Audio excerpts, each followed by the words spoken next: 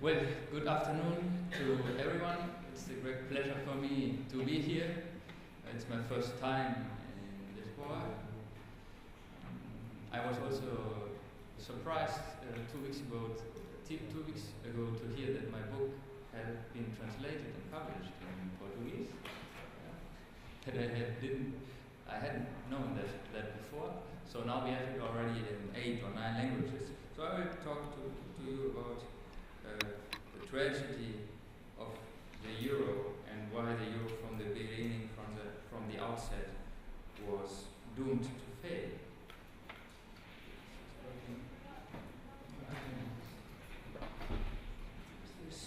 So, if you want to understand the euro, you have to look at it from two sides. You have to study the history of the euro, how it came about, and what were the political interests behind it, and only then you may understand how we got into this situation and what may be expected in the future ahead of us. And this has to be combined with the monetary analysis of the euro system. But let me set the stage with a more general view on two visions for Europe. They are basically two totally opposed visions for how Europe should be like. The first one is the classical liberal vision, or the liberal vision. The founding fathers of the European Union, Konrad Adenauer, Robert Schuman, Alcide de Gasperi, were still closer to this vision. By the way, they all spoke German to each other, and they were all Christian Democrats, so they had this in common. And they were, of course, still influenced very strongly by the experiences of the Second World War, and they thought that free trade in Europe would lead to peace. And for this vision, the most fundamental European value is most fundamental, not only European but also Christian value, is individual liberty.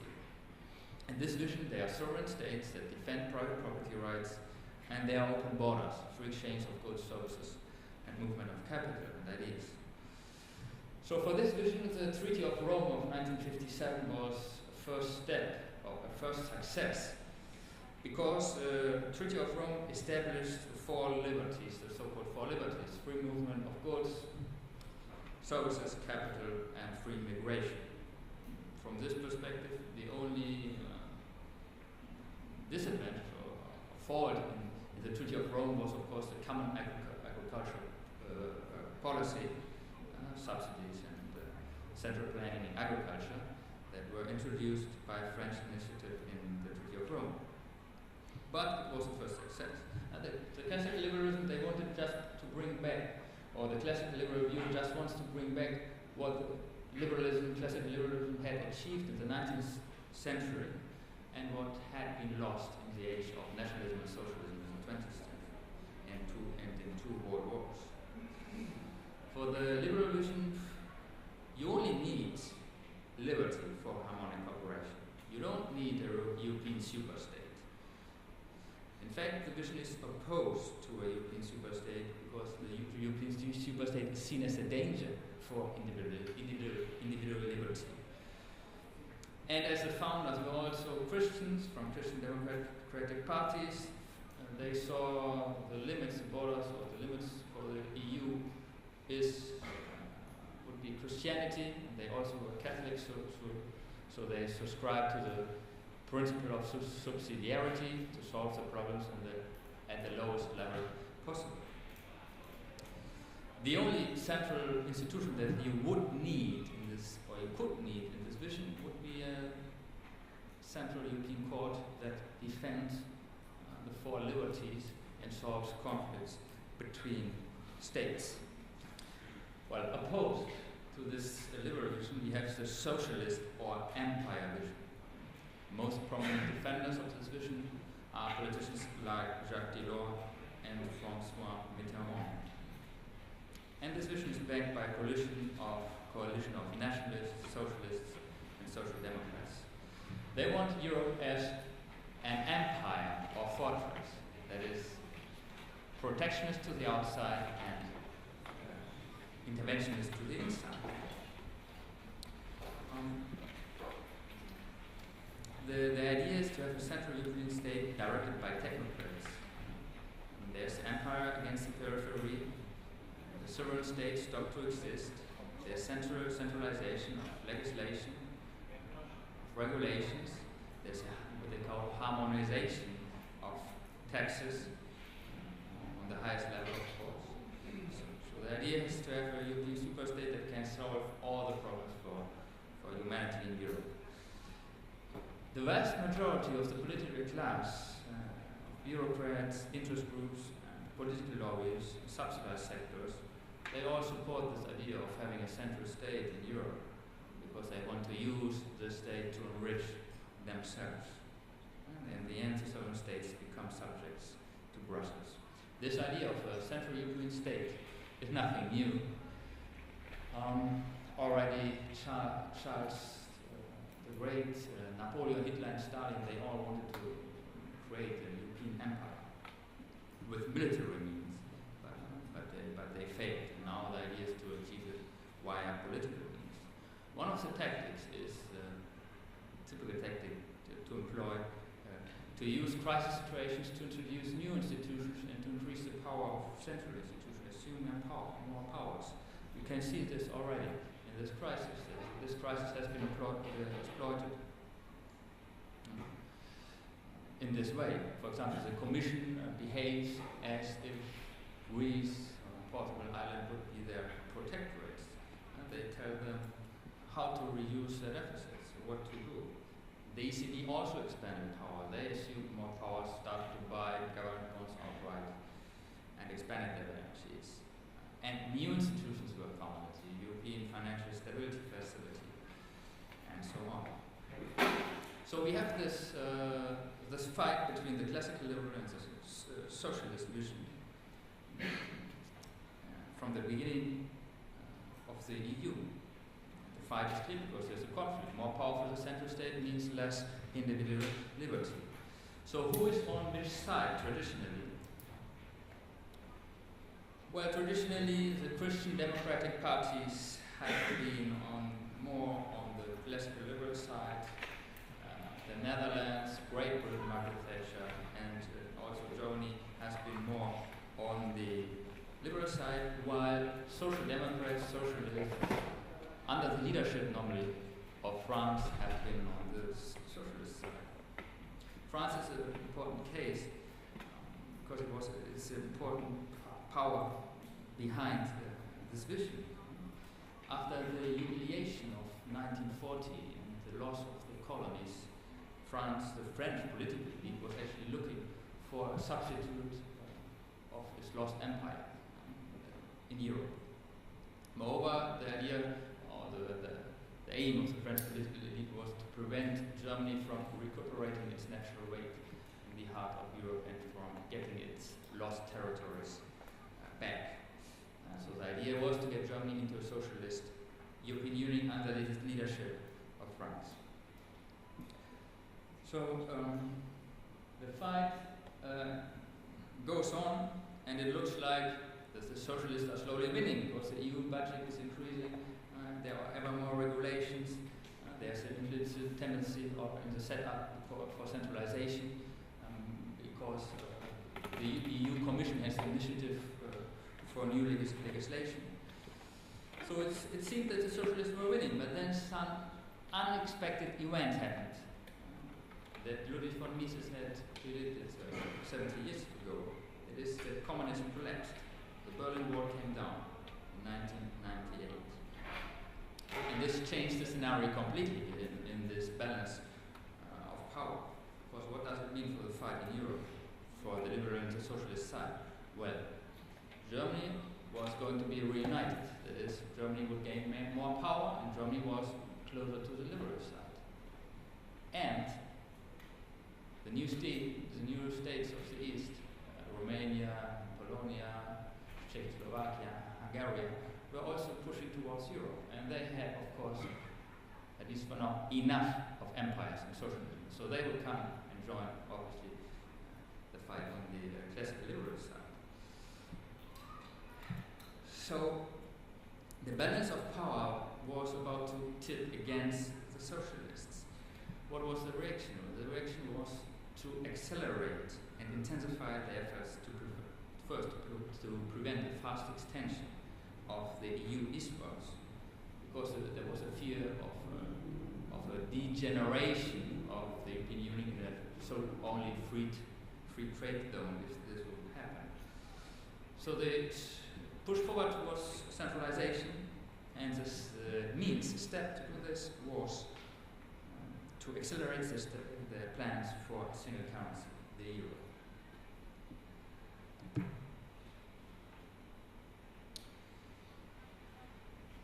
The fall of the Berlin Wall prevented actually a unique possibility for the French political elite to get rid of the discipline imposed on them by the Bundesbank. There was a saying that the most dreaded institution after the Second World War was the Bundesbank. Why? Because when the Bundesbank raised interest rates, the Bank of France had to raise interest rates also, because if they did not, there would be an embarrassing devaluation of their currency, of the franc. So if they wanted to maintain more or less stable exchange rate, they had to follow the interest rates movements of the Bundesbank. Otherwise, it would be a devaluation. The devaluation is a clear sign for the population that there has been inflation. It's like a smoking gun. So, against their will, they had to have higher interest rates, and higher interest rates means less money production. That means less monetization of government deficits. That means less government spending. That means less power for the French government. So, by the restrictive monetary policy of the Bundesbank, it was indirectly restricting French government spending. So the rulers of the war were actually restricting the power of the government of the winners. Why was the Bundesbank so restrictive in its monetary policy? Well, basically because of the Germans that had experienced two hyperinflations in the 20th century after each war. Of course, also German politicians wanted more inflation, but no one dared to fight against the Bundesbank because the Bundesbank had a very strong, and still has a very strong support in the population. Any politician that dared or wanted to touch the independence of the Bundesbank would lose elections. So this was the limit for French inflation and French government spending that had to be reduced. Actually, at the end of the 1980s, there was an interesting anecdote. There was a meeting between French and German diplomats, and the Germans wanted to speak about atomic weapons, nuclear bombs that were stationed, short-range nuclear bombs that were stationed near the German border and could only explode in Germany. So they were saying, well, this is a really awkward situation for us, this nuclear bomb so near to us that can only explode in Germany. Can we do something about that? Well, the response of the French was, let's first talk about the German nuclear bomb. And the Germans, surprised, innocent Germans, well, but you know that we don't have nuclear weapons. We are not allowed to have nuclear weapons. So, and then the French said, well, we mean the D-Mark, the Deutsche Mark. So they saw this like almost as a military fear or aggression against at least a symbol of German power. They wanted to get rid of it. And the fall of the Berlin Wall provided this possibility. This is already a fact, because the archives were opened that François Mitterrand demanded the single currency, the euro, in exchange for his permission for reunification, German reunification. You might be surprised that Germany needed this, but the situation in 1989 was still that Germany was occupied by the four allies. Of course, it was military vastly inferior to France. And Mitterrand actually threatened, saying that if we don't step forward now with European integration, we will have a situation like in 1913, 1 year before the First World War, where Germany was surrounded by enemies. So this meant finally the end of the D-Mark, an important victory for the socialist side. Why? But this we'll see later, that the euro provokes sovereign debt crisis, and these debt crises can then be used for more centralization. And the end of the euro indeed would mean the end for the socialist vision, at least in the short and medium term. And that's the reason why politicians will defend the euro until the very end. So, why did high inflation countries, Club Med, wanted the euro? What were the advantages? Well, I already spoke about the first one. They wanted to get rid of the power of the Bundesbank, get access to monetary policy. Now in the ECB, Germany has only one vote, and Malta has one vote, and German monetary politicians are often in the minority, and as you know, two of them have actually left in protest the ECB. So this was the first, where you get also the prestige, or they tried to get the prestige of the Bundesbank for the new currency by putting the ECB in Frankfurt and so on. And you get a stronger currency which has get cheaper imports. Then the point of seigniorage is interesting. Seigniorage is the profit from central bank money production. So central banks get profits, for example, from the loans that they give to the banks, so they receive interest. So the Bundesbank receives interest, the Bank of France receives interest, and they pool all this. They pool all this at the ECB, and then they distribute it again to the central banks. But they don't distribute it in function of the assets of the central banks, because otherwise, because if this would be the case, you would get exactly that back what you put in the pool. No. They distribute it in function of a number calculated by GDP and population. So if you have, as a central bank, more assets than relative to this number, you lose. You pay more in than you receive. So it's a redistribution where, for example, Spain and Germany lose and France wins. Well, lower interest rates on government debts. Well, the euro came as and is a political project. It came with an implicit guarantee to bail out countries. So the risk premium went down for southern countries. The risk premium, so the interest rate they had to pay on government debt were reduced. And inflationary expectations came also down because it was supposed that the euro, of course, would be stronger than the lira or the dirham was before. So that meant that these countries had to pay much lower interest rates on their debts, and this gave them a margin for more deficits and for more government spending. It was also an excuse for austerity. You have to remind that at the beginning of the 1990s, some countries were already on the verge of bankruptcy, like Italy, Belgium. So they had to do something. They had to reduce government spending, privatize, and the euro gave them an excuse. They could tell their populations, well, we have to get into the euro because this will be a paradise, so we have to now do some reforms.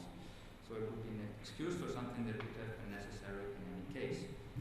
Well, then there's monetary redistribution, that most of the new money flows into Southern Europe.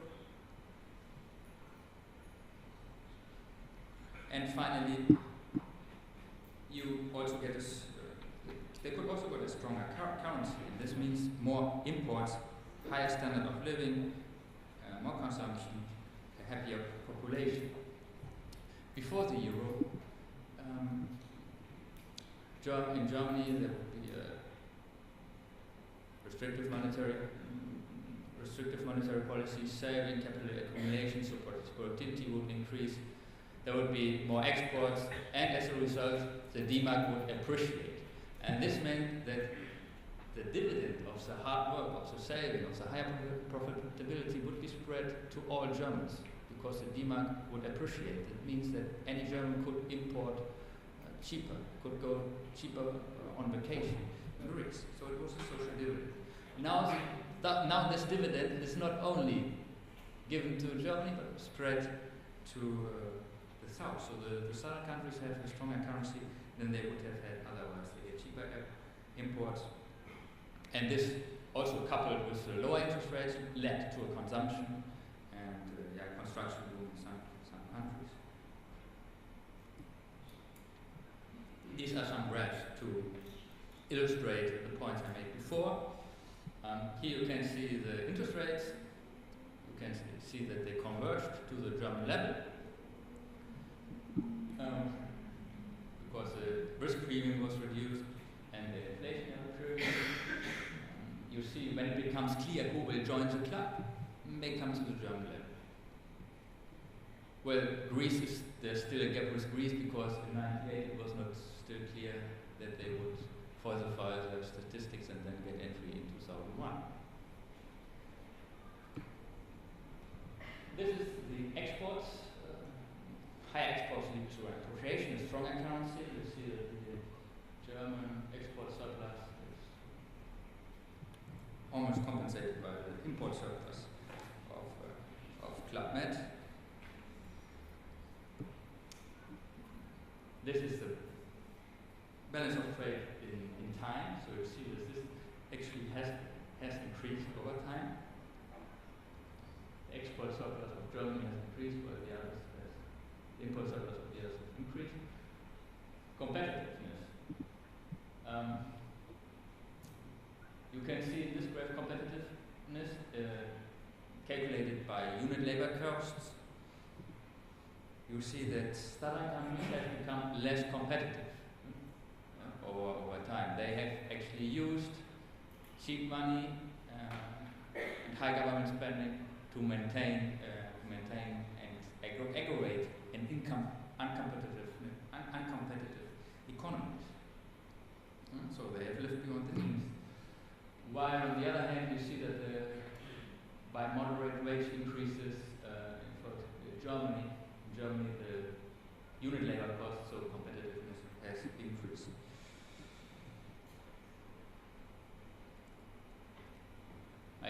This is a sign of the standard of living, retail sales, consumption.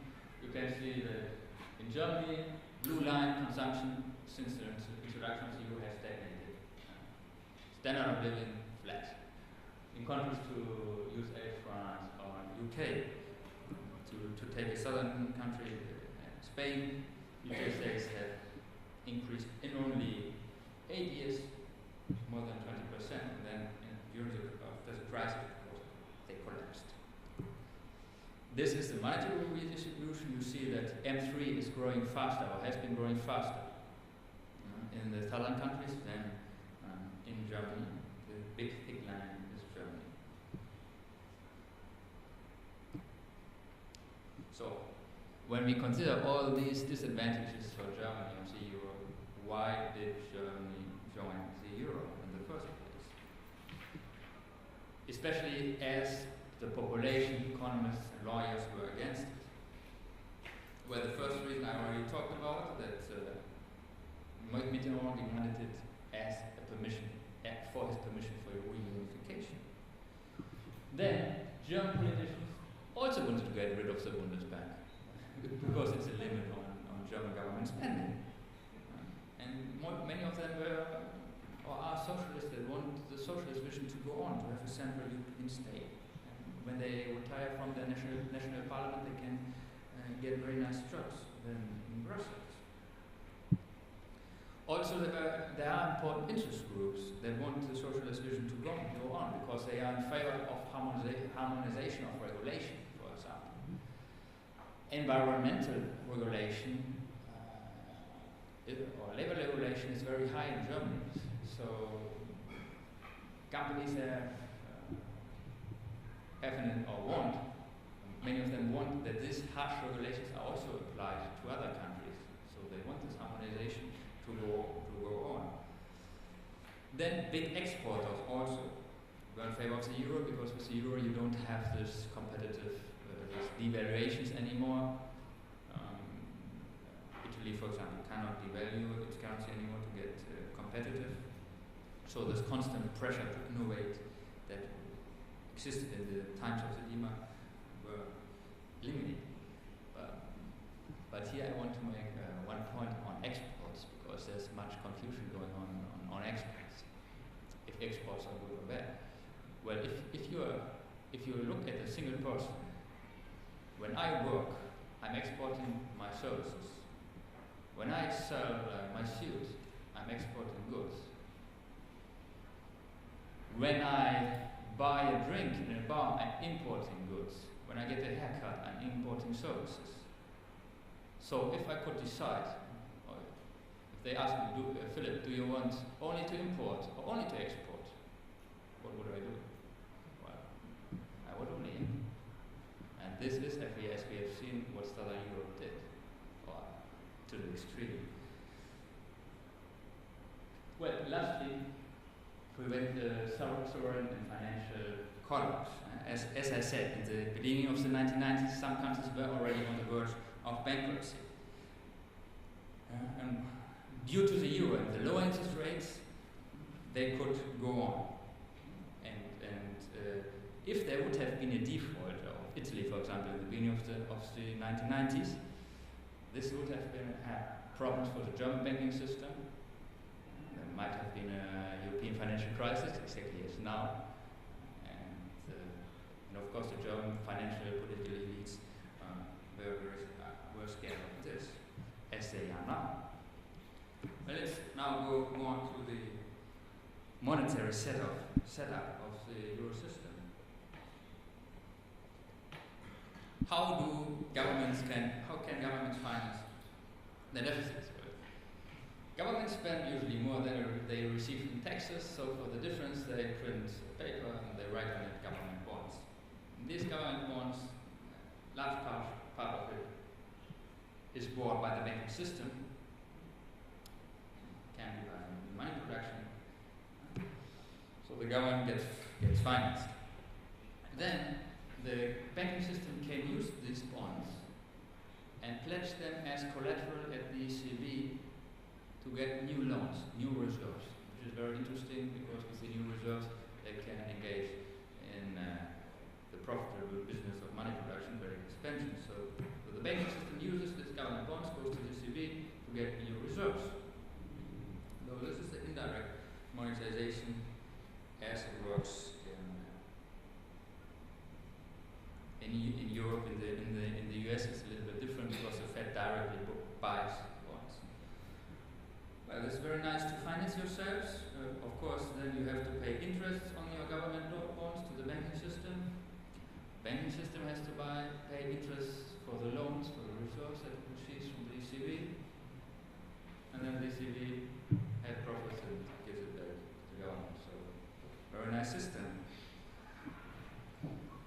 Here you can see the bank holdings of government debts. You can see it's 2 trillion euros. It was in March. This has increased. This is in percentage. Almost 1/3 of all government debt is held by banks.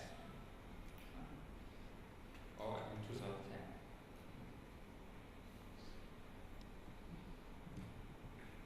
Well, if you think back on this chart,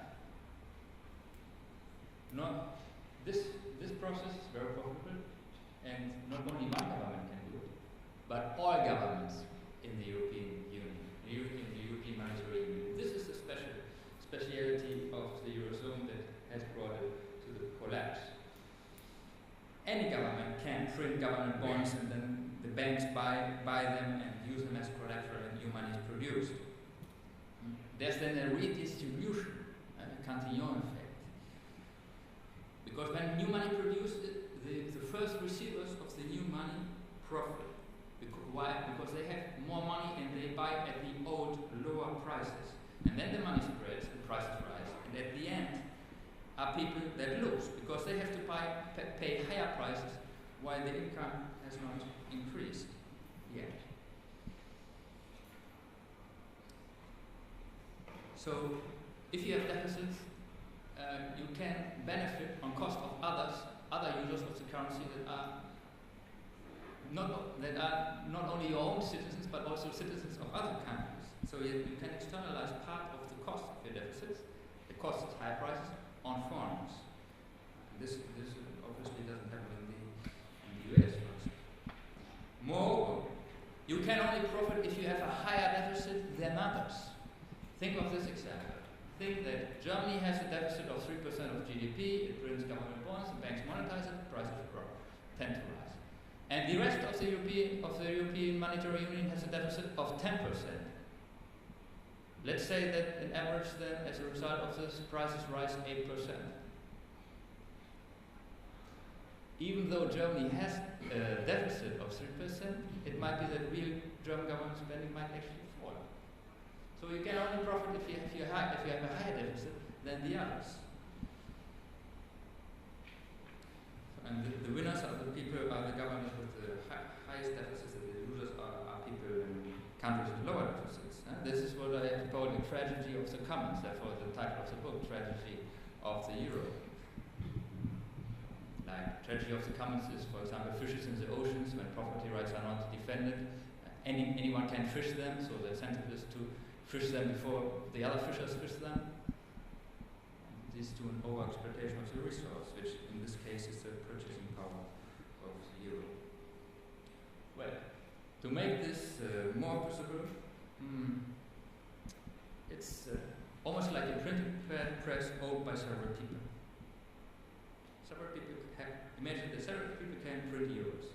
It's a tragedy of the commons. Those that profit most, that use the printing press most, they are the first users. They print the new money. And then the costs are externalized on all users of the euro in form of a loss in purchasing power.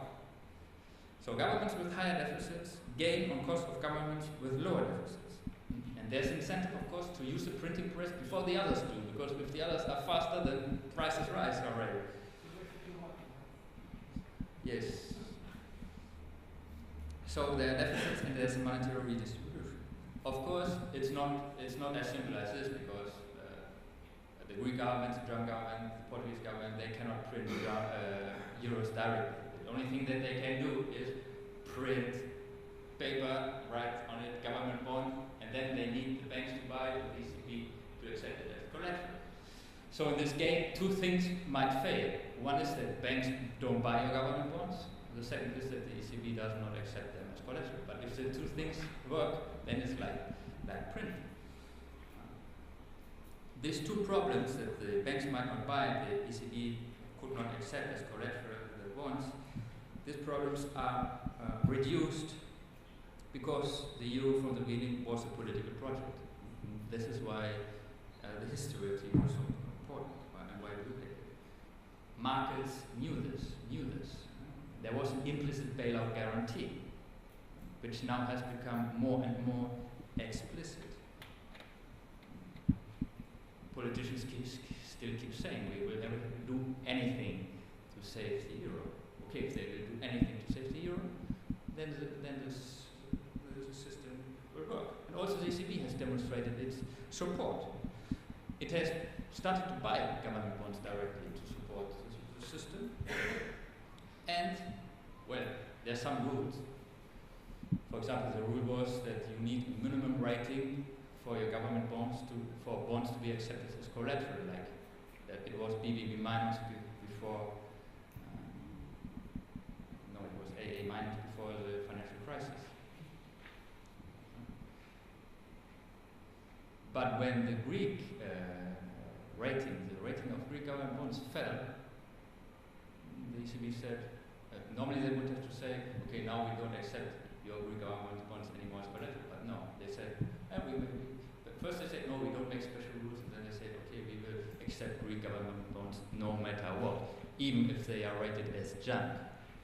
The same is then was then true for Irish and Portuguese government bonds.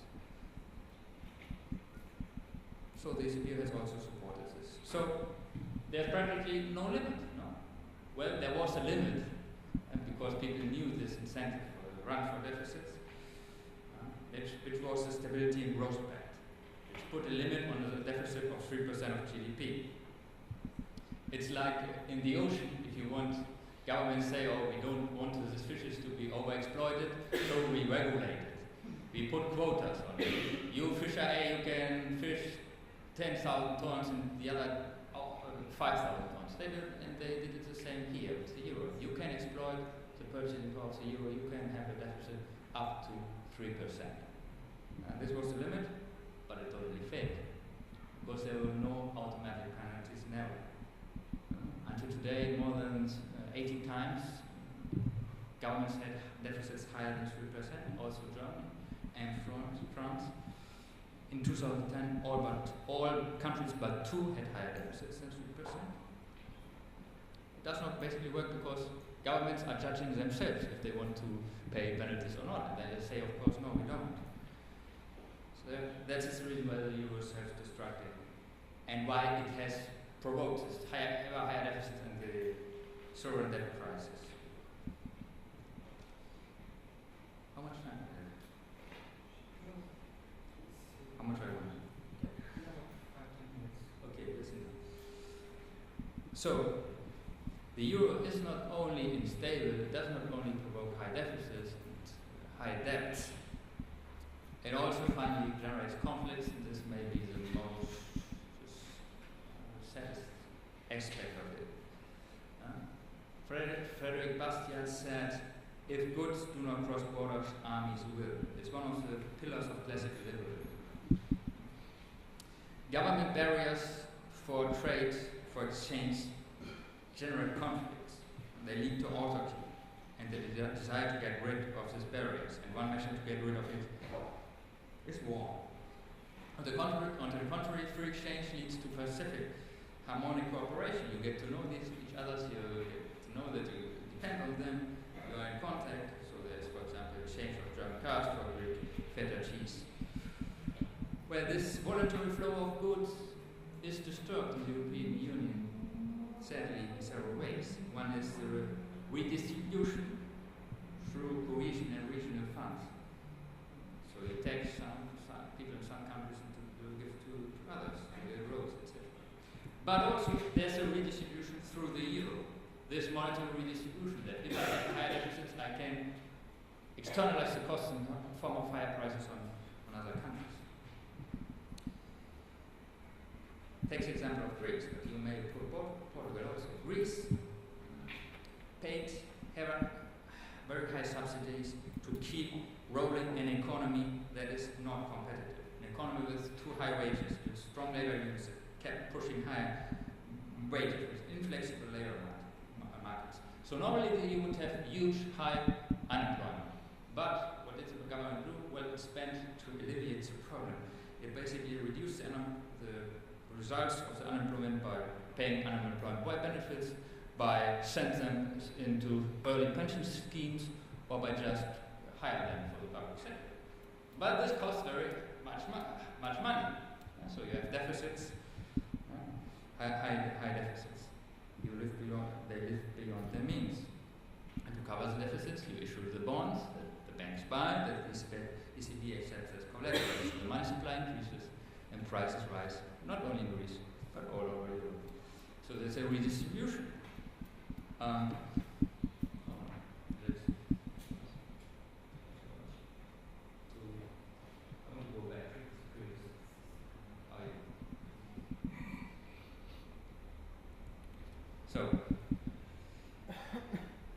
So let's imagine the Greek government prints their bonds, they get the new money, they give it to a Greek minister who buys a German car.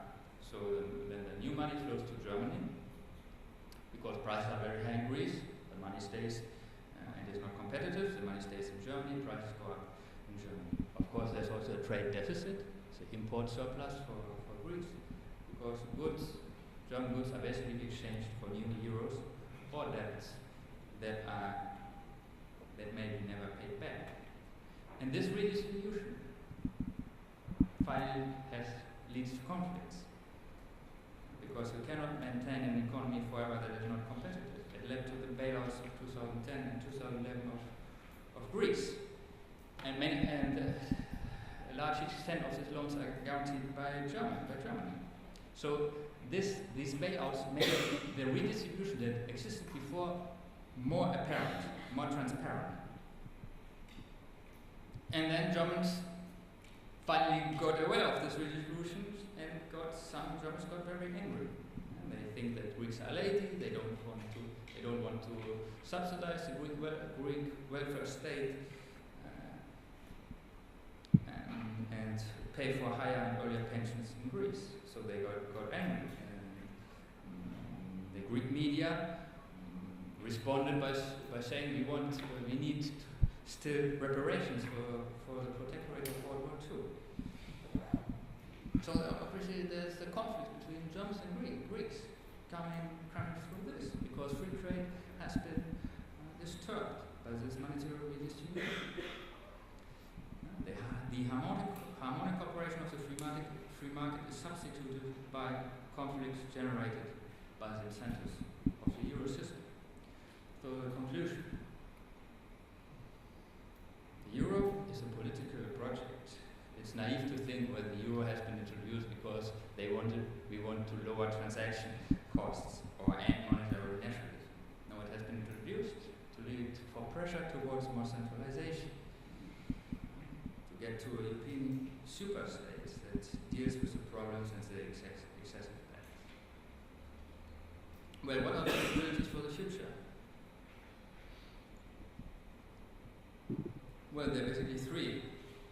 The first is that there's a reform of the Stability and Growth Pact, so that this 3% limit, for example, will be enforced with harsh penalties, automatic penalties, or make it 2% or 1% of the euro, or put it even as debt breaks in the constitution of these countries. What does this imply?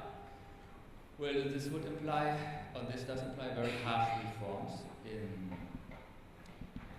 the peripheral countries, privatizations of government property, public property, flexibilization of labor markets, reduction of government spending, and also reduction of living standards that has been pushed artificially high by these high deficits.